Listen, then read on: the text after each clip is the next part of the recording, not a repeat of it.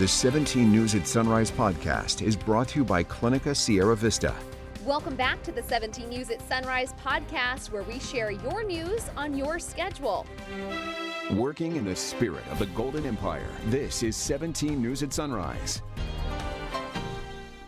Good morning here at 5 a.m. Thanks for waking up with us. I'm Maddie Jansen alongside Alex Fisher. And we begin with our coverage of the Sierra snowmelt and a reminder this morning of how dangerous the conditions of the Kern River can be.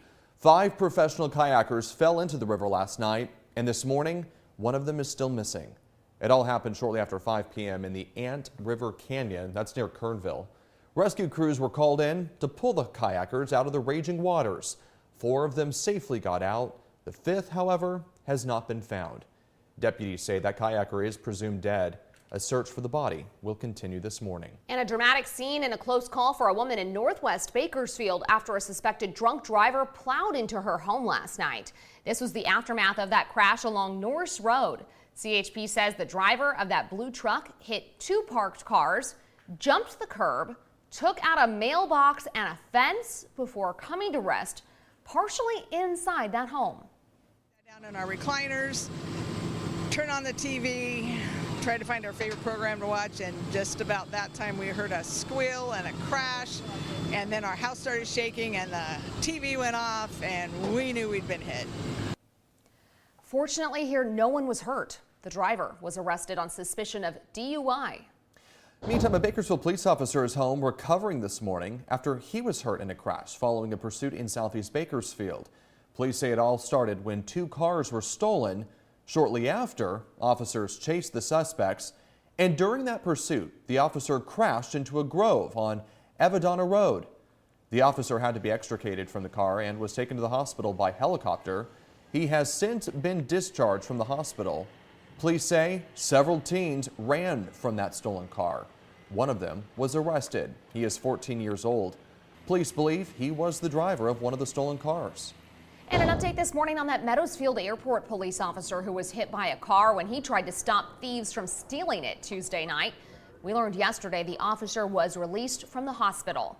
The sheriff's office says after ramming the officer, the thieves took off on foot. As of last update, no arrests had been made. Making headlines around the nation, and it has been a nightmare for many commuters on the East Coast this week. The governor of Pennsylvania was in Philadelphia yesterday, where he provided some details for the rebuild of the collapsed section of I-95. The demolition of the damaged lanes continued yesterday, days after a tanker truck carrying gasoline exploded, causing the underpass bridge to collapse. Governor Josh Shapiro did not provide a specific date on the road reopening, but provided details on a plan which would provide 6 lanes to be available to drivers as quickly as possible.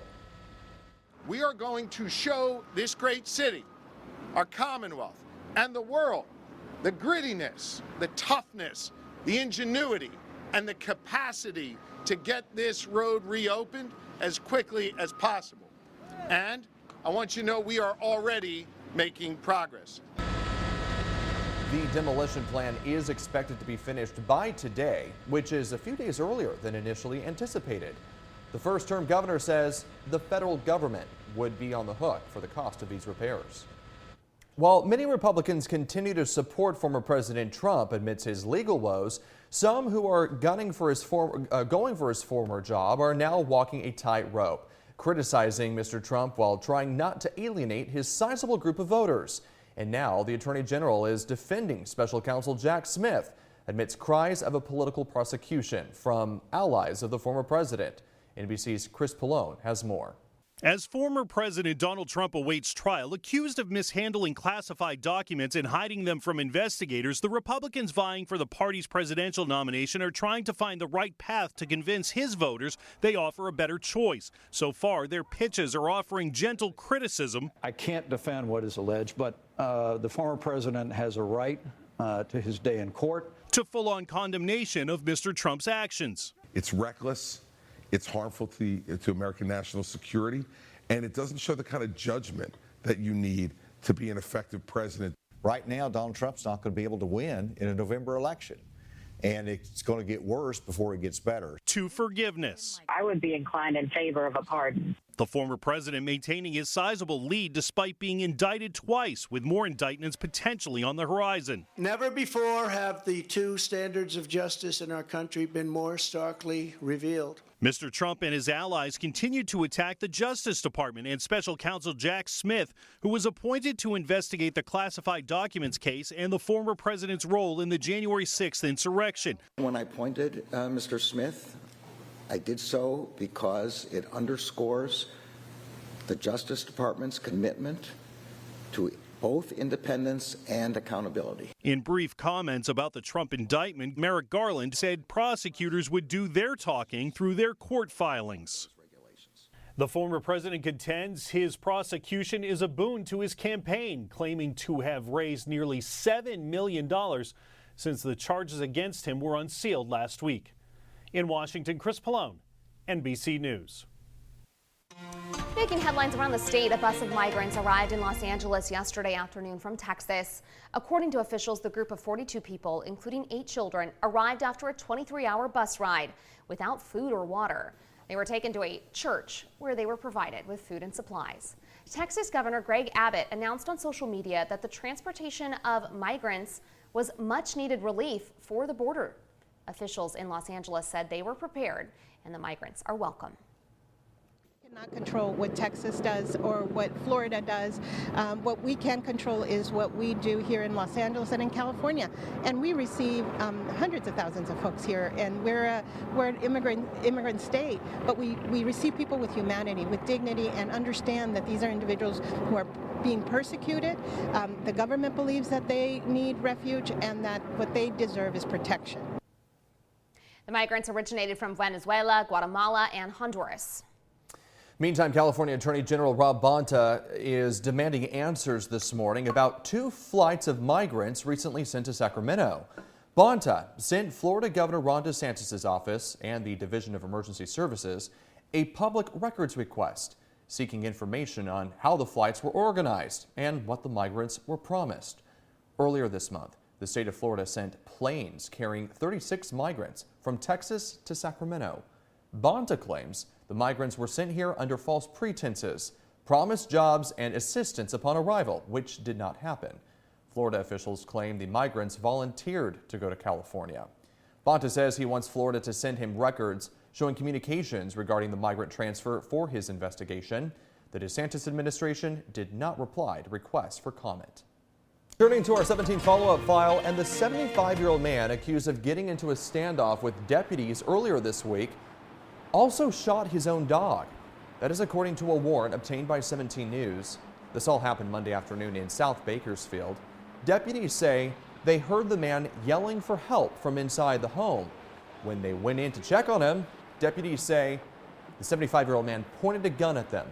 Deputies retreated before shots were fired. A standoff ensued for about 30 minutes before the man surrendered.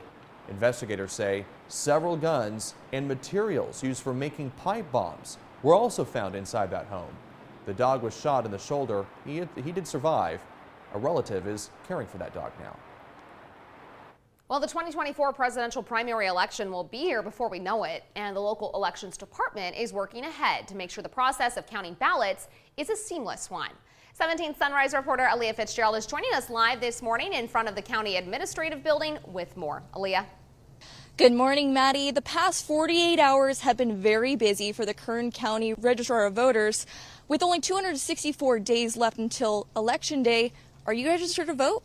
Preparing accordingly is not something that Kern County Registrar of Voters is taking lightly.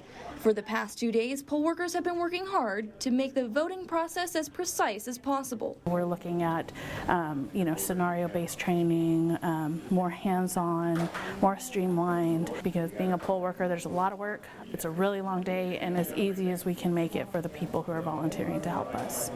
All California active registered voters will receive a vote-by-mail ballot. The last day to register to vote for the March 5th, 2024 presidential primary election is February 20th, 2024. So we've been working on this for months, dealing with vendors, going through processes, procedures, forms, documents, notes from previous elections, and everyone has just done they've worked really hard. So now should be the time to be thinking if you are registered to vote. Do you have to renew your license?